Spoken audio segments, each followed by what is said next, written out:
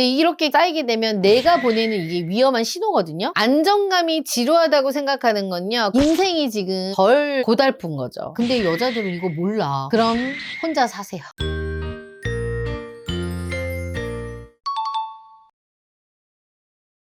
피디님들, 제가 지금 17년 넘게 일을 하고 있잖아요. 여자들하고 상담을 했을 때 가장 매칭하기 힘든 여성분들이 어떤 분들인 줄 알아요? 이 한마디만 딱 듣는 순간 끝났다고 생각해요. 언니, 저는 진짜 눈이 안 높아요. 저는 그냥 남자랑 티키타카 정도만 잘 되는 정도면 돼요. 한 10명 중에 9명 정도는 이런 얘기를 하시는데, 근데 막상 정말 티키타카가 잘 될 것 같은 남자를 소개를 해주잖아요. 그럼 어떤 말을 하냐? 다 좋은데 키가 좀 작아서 좀 별로예요. 너무 착한데 재미가 좀 없어요. 이런 말들을 진짜 많이 해요. 아니 근데 티키타카가 다 된다고 하는데 진짜 그런 말을 한다는 거예요? 아유, 그럼요. 그런 거를 보면 여자분들이 남자가 없어서 결혼을 못한다라고 하시는데 꼭 그런 것만은 아니라는 거죠. 정확히 말하면 둘 중에 하나인 거죠. 결혼을 하는 것에 대해서 진짜 관심이 없거나 자기가 결혼을 하고 싶은데 정작 내가 원하는 거에 대해서 잘 모르거나. 그래서 오늘은 결혼을 너무 하고 싶은데 노처녀가 되는 여자들의 특징 5가지에 대해서 한번 이야기해 볼게요. 첫 번째입니다. 육각형이 아니라 아메바 같은 이상형을 찾는 여자입니다. 우선 제가 상담하면서 제일 환장하는 케이스인데, 아메바가 뭐예요, 피디님들? 생물 아니에요, 생물? 그러니까 형체가 보이지 않는 생물. 근데 어떻게 생겼어요? 뭔가 이게 입체적이지가 않고 뭐 흐물흐물하게 이렇게 생겼잖아요. 정확하지 않는 거죠, 어떻게 보면. 그러니까 이런 여자들이 얘기하는 거는 저는 사람을 좀 입체적으로 봐요 라고 얘기를 하지만 막상 소개를 하면 어떻게 보면 줏대가 없는 분들을 얘기하는 거죠. 얼마 전에 이제 한 34살 정도 여성 공무원이 상담을 하러 오셨는데,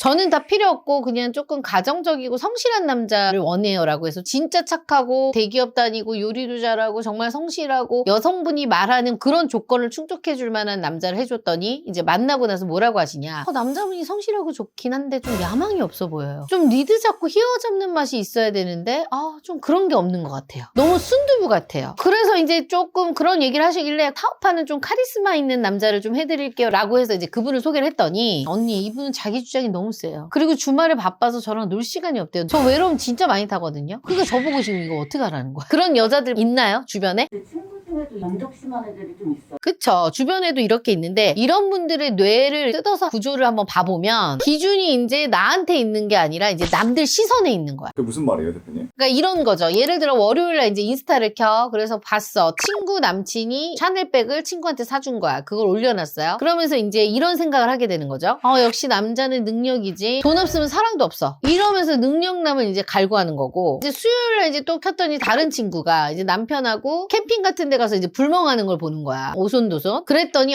진짜 남자가 돈 많으면 뭐해. 저렇게 소소하게 나랑 추억을 쌓아주는 남자가 제대로 된 남자지. 또 이제 이렇게 또 생각을 하는 거고요. 그 다음에 또 금요일에는 이제 뭐 유튜브 같은 걸 보면서 몸짱 연하 남친이랑 호캉스 가는 그런 브이로그를 보는 거야. 그러면서 역시 남자는 몸이 좋아야지. 몸 좋은 남자를 만나야 돼. 또 이런 생각을 하는 거죠. 그러니까 이런 것들을 이제 계속 보다 보니까 아까 제가 얘기한 것처럼 아메바 같은 그런 현상이 나타나는 거죠. 그래서 이 아메바 같은 언니들은요, 남의 떡이 더 커 보이는 그런 생각을 갖고 있는 것 같더라고요. 그러니까 이런 거지. 가정적인데 야망이 넘치고 돈을 긁어모으고 카리스마가 있는데 내 말에는 껌뻑 죽는 남자. 그러니까 한마디로 세상에 없는 남자를 원하는 거죠. 그렇게 365일 남들하고 평생 비교만 하다가 선택하지도 못하고 선택받지도 못하고 이제 늙어만 가는 거죠. 두 번째입니다. 도파민의 노예입니다. 이것도 진짜 불치병인 게, 언니 진짜 조건은 좋은데 남자로 안 느껴져요. 그놈의 남자로 안 느껴지는 거. 진짜 막 이런 거 있잖아요. 봤을 때 괜찮은 남자고, 남자가 돈도 있고 집안도 좋고 술 담배도 안 하고 누가 봐도 결혼해서 살면 정말 괜찮은 남자인데, 이런 진국을 막상 해주잖아요. 그러면 백발백중 이렇게 연락이 와요. 언니, 사람은 너무 좋은데 미안하지만 이성적 감정이 없어요. 그냥 남동생 같아요. 이런 얘기를 입에 달고 사시죠. 근데 또 그러고 나서는요, 이상한 남자 이제 멋있다고 하는 거예요. 연락 두절되고 술 마시고 잠수 타고 여자 문제 복잡한 이런 남자한테 또 매력을 느끼는 거야. 그러면서 이제 이런 얘기, 언니 이 남자는 저를 너무 힘들게 하는데 너무 매력 있어요. 이런 여성분들이 있다니까요. 나쁜 남자를 좀 좋아하는. 나쁜 남자 좋아하는 거야. 우리 피디님 지금 나이가 30대 이제 중반이 돼가고 있잖아요. 이런 나쁜 남자 좋아요? 어릴 땐 좋았던 것 같아요.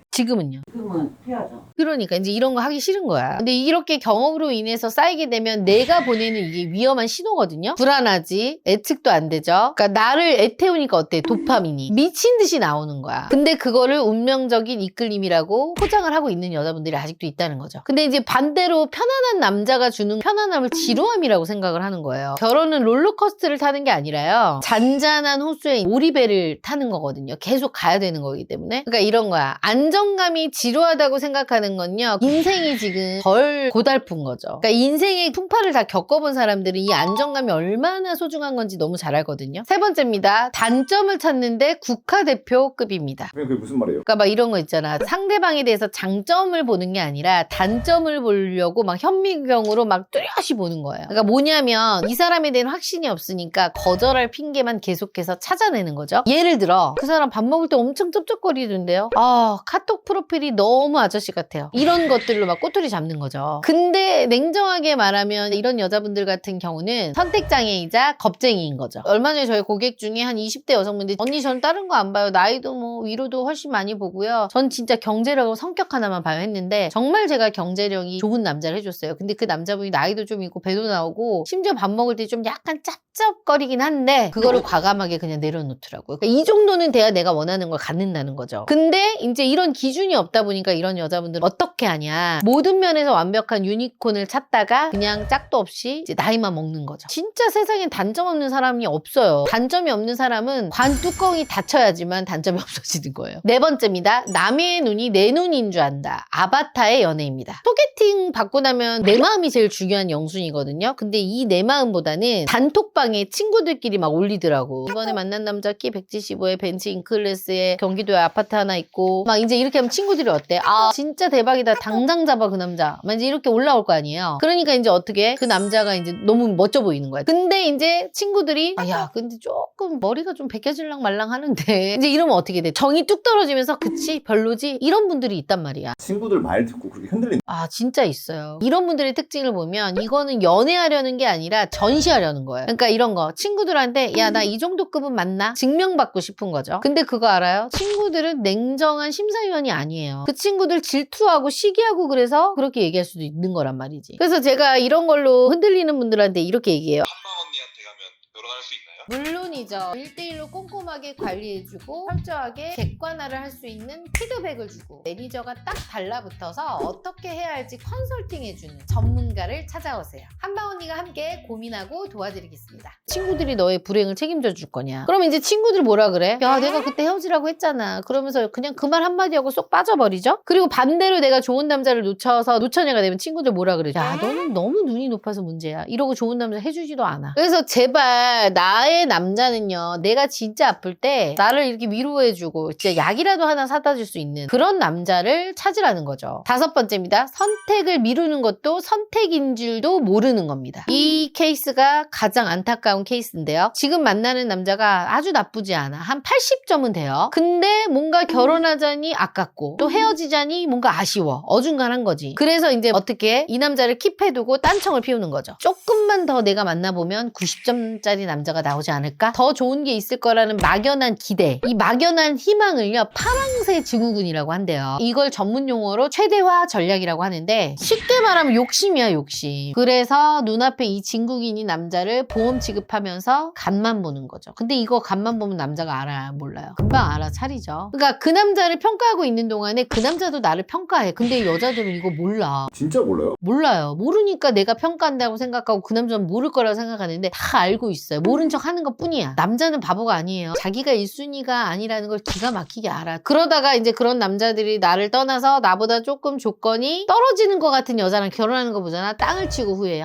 그때 내가 그냥 그 오빠랑 결혼했어야 됐는데. 그러니까 선택을 안 하고 미루는 거, 그것도 거절이라는 선택을 한 거라는 거예요. 근데 좋은 남자겠지 당연히. 근데 그 남자가 과연 나이도 더 먹고 까다로워진 그대들을 더 좋아할까요? 그래서 제가 항상 얘기하는 게요, 가장 좋은 선택은요, 최고의 남자를 찾는 게 아니라 내 곁에 있는 괜찮은 남자를 알아보고 그 남자를 놓치지 않는 거, 그게 최고의 선택입니다. 오늘은 결혼을 하고 싶은데 결혼을 못하는 여자들의 5가지 특징에 대해서 한번 알아봤는데요. 이제 어떻게 해야 되냐? 딱 하나만 하면 돼요. A4 용지랑 펜을 한번 갖고 와보세요. 그리고 저랑 같이 이상형 월드컵이 아니라 포기 월드컵을 한번 해보자고. 먼저 내가 남자를 보는 조건 한 10가지를 한번 써보는 거야. 거기에는 키, 외모, 나이, 연봉, 뭐 부모님 노후 등등 여러 가지가 있겠죠. 이 정도는 없어도 죽지 않아 라는 거 하나씩 지워봐. 그래서 최후에 남는 딱 2가지, 그것만이 본인이 원하는 진짜 남자입니다. 근데도 저는 돈도 중요하고 얼굴도 중요한데요. 그럼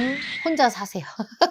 완벽한 선택은 없어요, 진짜. 그러니까 내가 뭘 포기할 수 있는지 아는 여자가 진짜 똑똑한 여자거든요. 이번 영상이 좋았다면 여러분의 의견을 댓글로 남겨주시고 조택구알도 꼭 눌러주세요.